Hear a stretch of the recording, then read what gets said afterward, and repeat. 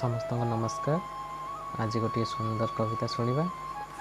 कविताटीर शीर्षक हूँ हे मृत्युर दूत। हे मृत्युर दूत तू बड़ निर्दय, हे मृत्युर दूत तू बड़ निर्दय, लतकर बन्या तू नीति जाली देऊ केते जे हृदय, नीति जाली देऊ केते जे हृदय। हे मृत्युर दूत नुहे तू दयार अवतार, ना काहा स्नेह प्रेमरे बंधा तू, ना देखु तू समय आसबार, सभिए कहती तो आगमन केवल असमयर। हे मृत्युर दूत जाने मु हृदय तर एक पथर, तरलिनी कि तरलिबनी केबे क्यों निष्पाप शिशुर देखी मुख, ना देखी क्यों अभावी मनीषर दुख।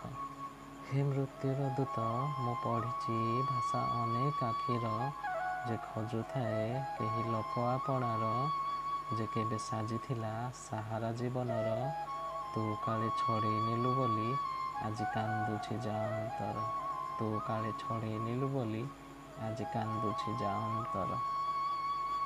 हे मृत्युर दूत सते केबे तू दुर्बल पड़िनाहु, सहस्र आखिरे देखी लुहर संतक, सते केबे तू भाबिनाहु टिकिए अटकी जीवाको, टिकिए लुह पछी हस बुणीबाको।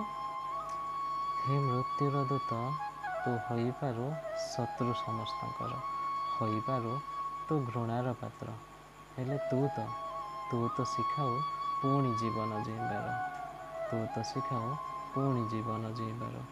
होइपारे मिथ्या सबु किछि दुनिया रे, हेले तू थिलु अछु आउ रहिथिबु होई सत्य चिर निरंतर, होई सत्य चिर निरंतर।